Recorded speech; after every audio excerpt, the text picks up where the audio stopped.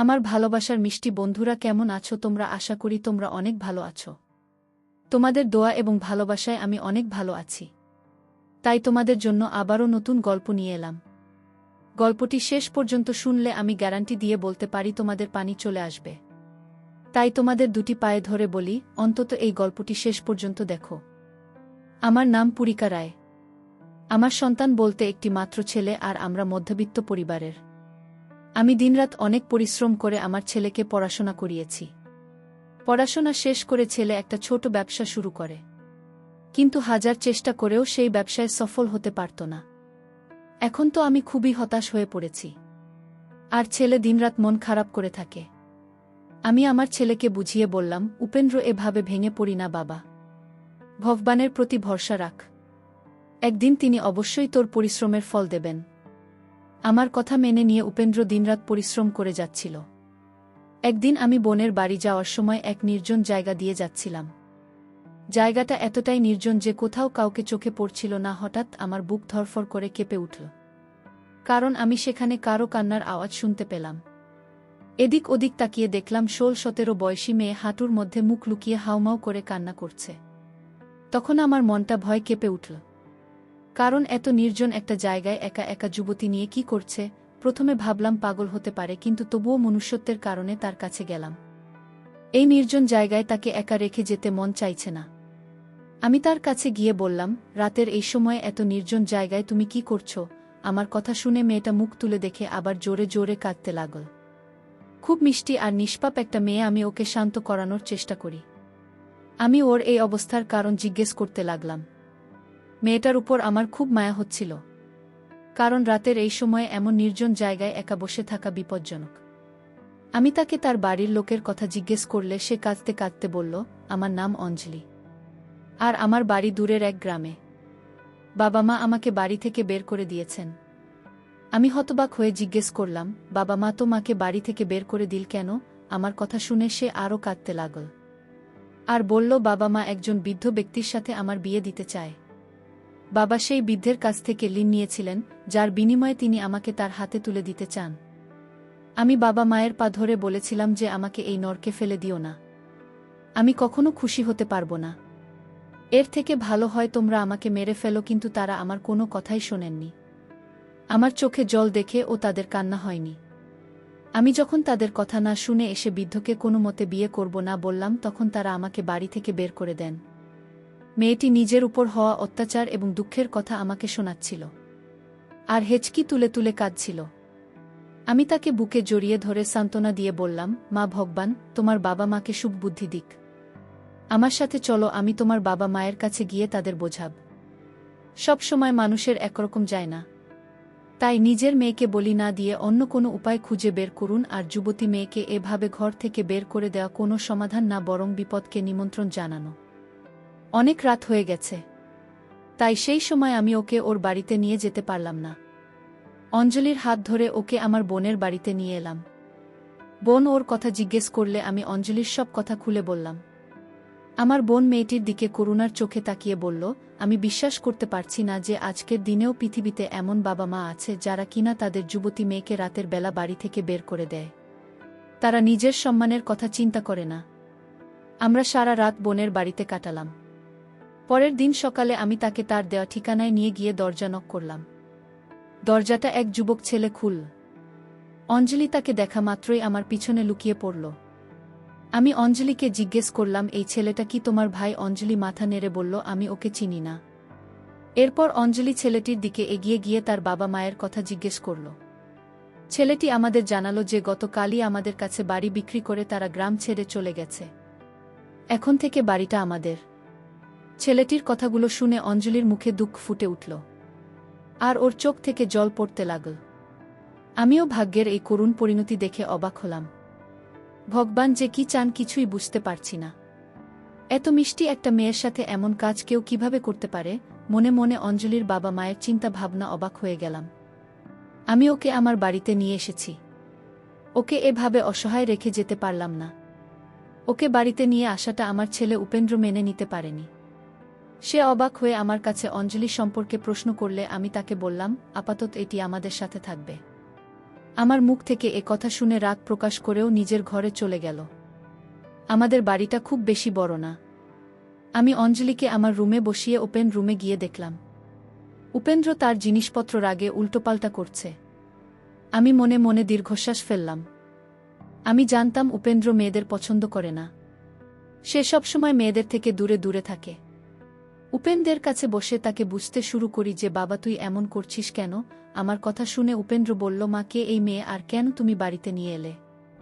আমি ওর কথা শুনে বললাম বাবা একটা অসহায় মেয়ের বাবা মা নেই, তাই ওকে এখানে নিয়ে এসেছি। আমার কথা শুনে উপেন্দ্র উঠে চলে যেতে চাইলে আমি ওর হাতটা ধরলাম। ও বলল মা তুমি খুব সরল, এই পৃথিবীতে কত রকম প্রতারক আছে তুমি কি তা জানো। এই মেয়েটা যদি প্রতারক হয় তখন আমরা কোথায় যাব, কি করব। আমাদের অবস্থা এমনিতেই খারাপ। সংসার চালাতে কত পরিশ্রম করতে হয়। এই অবস্থায় মাথায় একটা নতুন সমস্যা নিয়ে এলে আমি নতুন করে কোনো সমস্যায় পড়তে চাই না। আমি তাকে বুঝিয়ে বললাম বাবা এই মেয়েটা খুব নিষ্পাপ, চেহারা দেখে তাকে মোটেও প্রতারকের মতো মনে হয় না। আর কিছু খারাপ হলে তখন দেখা যাবে ভগবান আমাদের সাথে আছেন। ছেলে তখনও রাজি হচ্ছিল না। তারপরে আমি তাকে আমার মাথার দিব্যি দিলে অঞ্জলিকে বাড়িতে থাকতে দিতে রাজি হল। এখন আমি কিছুটা স্বস্তি পেলাম। অন্তত অঞ্জলির একটা ব্যবস্থা হলো, যদি অসহায় হয়ে রাস্তায় রাস্তায় ঘুরে বেড়াত তাহলে ওর জন্য সেটা মোটেও ভালো কিছু হতো না। এখনকার সময়ে মানুষ নয়, রাস্তায় রাস্তায় কুকুর ঘুরে বেড়ায়, যারা অঞ্জলির মতো একা কোনো মেয়েকে পেলে ছিঁড়ে খেতে প্রস্তুত। এই অবস্থায় আমি কিভাবে তাকে রাস্তায় একা রেখে যেতে পারি। কিন্তু কথায় বলে না, ভাগ্য কখন কোন দিকে মোড় নেয় তা বলা খুব কঠিন। আস্তে আস্তে সময় কাটতে লাগল অঞ্জলির। এখানে আসার 3 মাস হয়ে গেছে। সে আমাকে আমার কাজে সাহায্য করত এবং আমার খুব সেবা যত্ন করত। মনে হতো যেন ভগবান আমাকে একটা মেয়ে দিয়েছেন। অঞ্জলি আমাকে কোনো কাজে হাত লাগাতে দিত না। আমার খুব যত্ন নিত আর রাতে আমার পা টিপে দিত। সে বলতো তুমি যদি আমাকে না রাখতে তাহলে আমি কোথায় যেতাম, তুমি আমার সব কিছু। আমি যত তোমার সেবা করি ততই কম। সে আমায় এত যত্ন করত যে মাঝে মাঝে আমার নিজেকে গর্বিত মনে হতো। জানি না কি এমন পূর্ণ করেছি যে ভগবান আমাকে অঞ্জলির মতো একটি মেয়ে দিয়েছেন। অঞ্জলি আমার বাড়িতে খুব খুশি। অঞ্জলিকে খুশি দেখে আমি খুশি। কিন্তু আমার চিন্তা আমার ছেলের উপেন্দ্রকে নিয়ে। এখন অঞ্জলিকে সে আগের মতো পছন্দ করে না, কিন্তু তবু অঞ্জলির সামনে পড়া থেকে নিজেকে বাঁচিয়ে চলত। খুব জরুরি কাজ থাকলে তবে সে তার সামনে যেত, নইলে উপেন্দ্র বাড়িতে আসার সাথে সাথে সে এদিক সেদিক ঘুরে বেড়াত। উপেনের ভয় মন থেকে দূর করার অনেক চেষ্টা করেছি। উপেন্দ্র খুব ভালো ছেলে, কিন্তু জানি না অঞ্জলির কি হয়েছিল যে সে সবসময় উপেন্দ্রকে এড়িয়ে চলত। অঞ্জলি এখানে আসার পর থেকে একটা জিনিস লক্ষ্য করছি যে উপেন্দ্রের এখন আর অঞ্জলিকে খারাপ লাগে না। আমি ওপেনারের চোখে অঞ্জলি প্রতি ভালোবাসা দেখলাম, যদিও আমার ছেলে মেয়েদের থেকে সব সময় দূরে থাকত। ছেলে বিয়ে করবে কি না এটা নিয়ে আমি ভয়ে থাকতাম। উপেন্দ্র আমার একমাত্র ছেলেও বিয়ে না করলে আমার পুরো বংশ ধ্বংস হয়ে যাবে। উপেন্দ্রের চোখের অঞ্জলি প্রতি ভালোবাসা দেখে ভাবলাম উপেন্দ্রকে রাস্তায় আনার এটা একটা ভালো সুযোগ। কিন্তু উপেনের সাথে সরাসরি কথা বলতে পারছি না। উপেনের মনের অবস্থা জানতে আমি পাড়ায় এক ঘটককে অঞ্জলির জন্য সম্বন্ধ আনতে বললাম। আমার কথায় তিনি অঞ্জলির জন্য সম্বন্ধ নিয়ে বাড়িতে আসেন।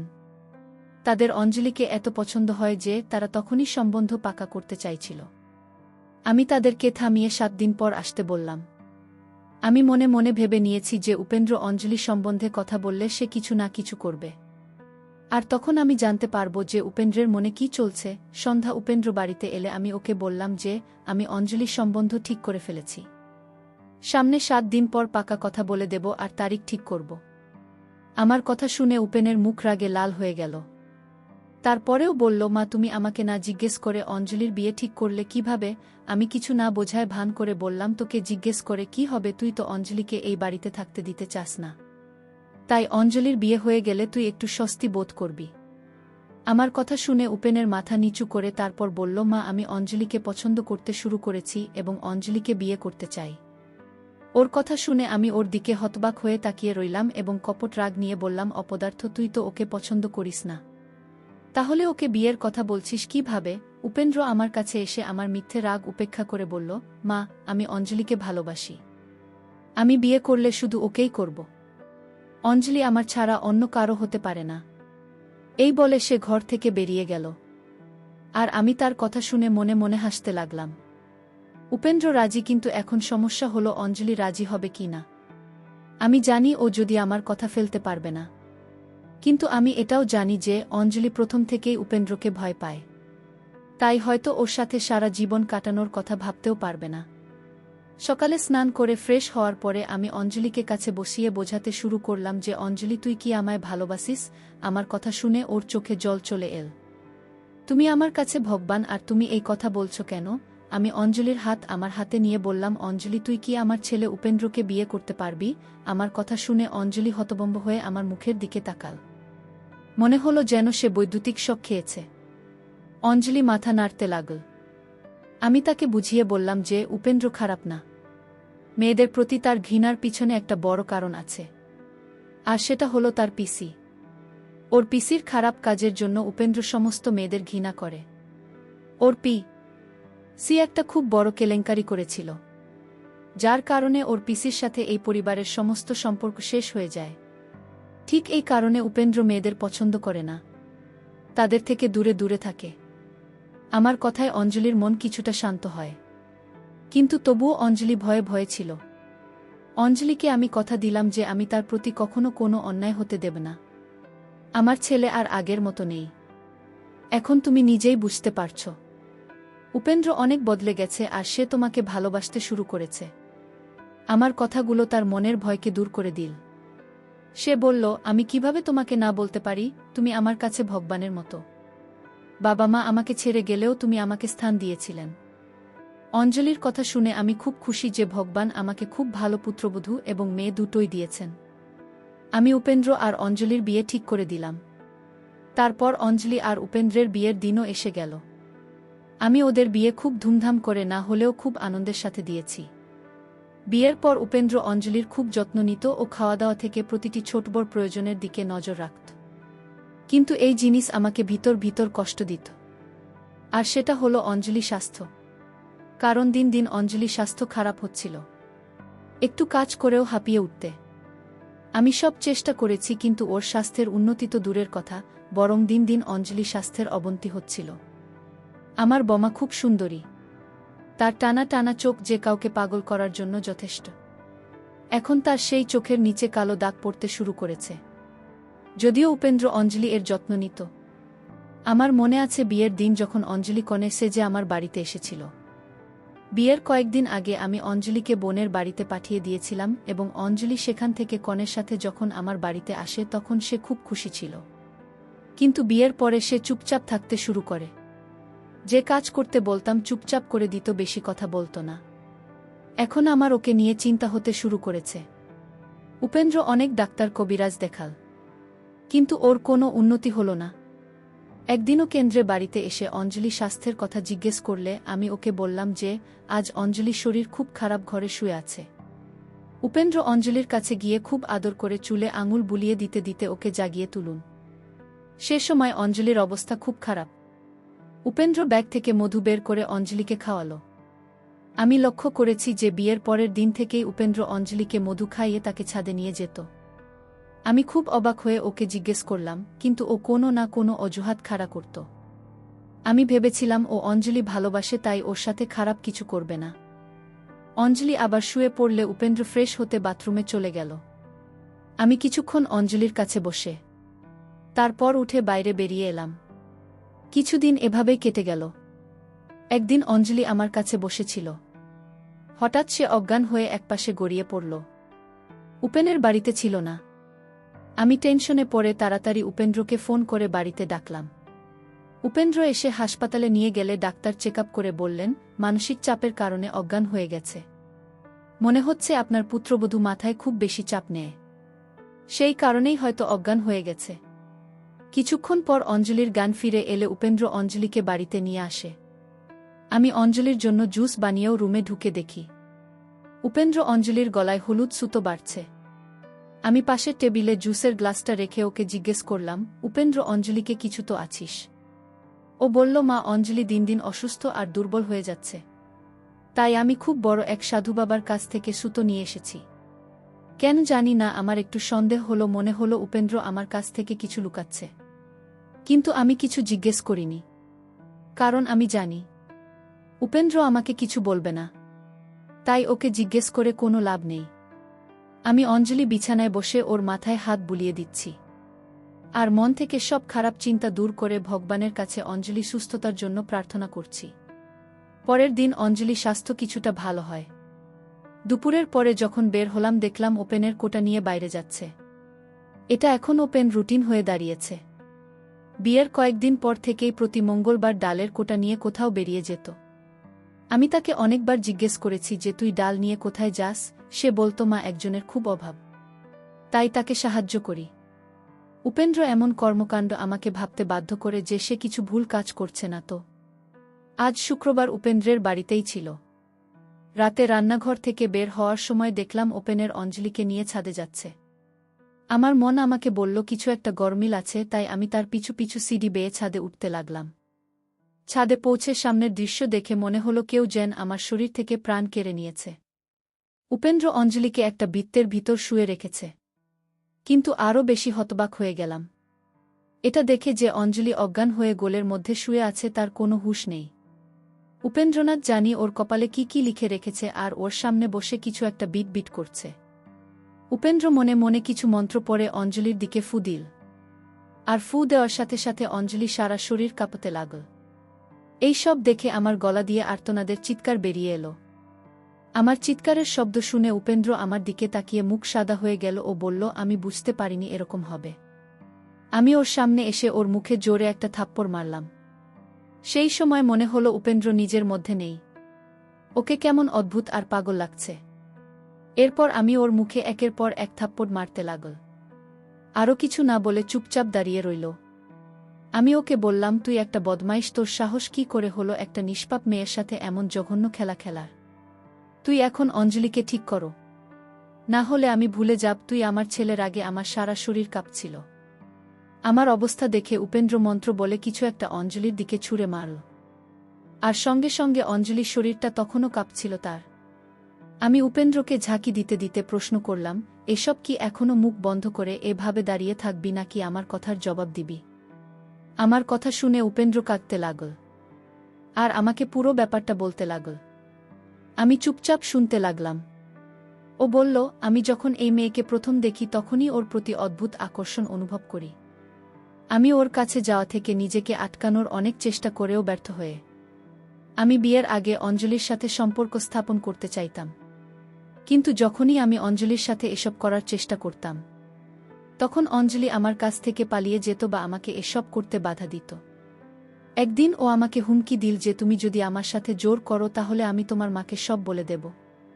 তখন উল্টো আমি ওকে হুমকি দিয়েছিলাম যে তুমি যদি আমার মাকে বলো তাহলে আমি মাকে বোঝাবে যে তোমার উদ্দেশ্য কত খারাপ, আর আমার মা আমাকে বিশ্বাস করবেন।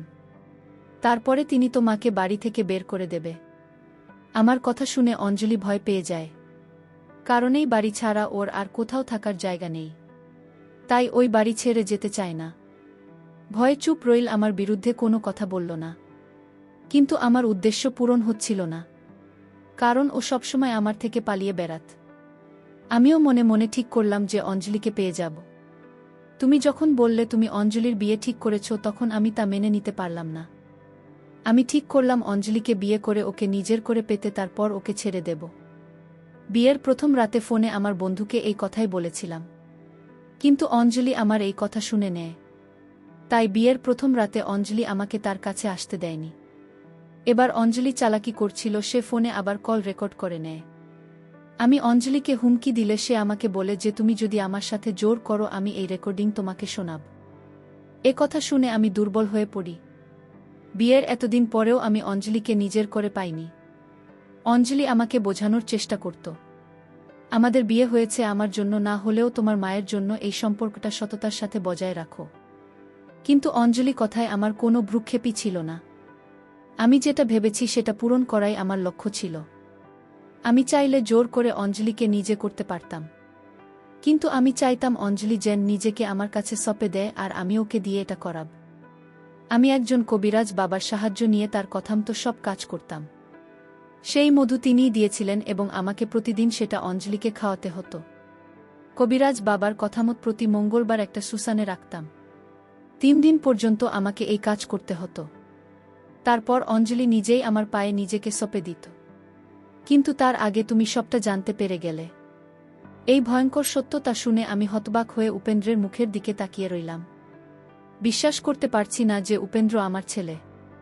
জানি না কি পাপ করেছি যে ভগবান আমাকে উপেন্দ্রের মতো সন্তান দিয়েছেন। এর থেকে ভালো হতো আমি নিঃসন্তান থাকতাম। আমি আবারও পেনদের গালে জোরে একটা থাপ্পড় মেরে বললাম, তোর লজ্জা করে না?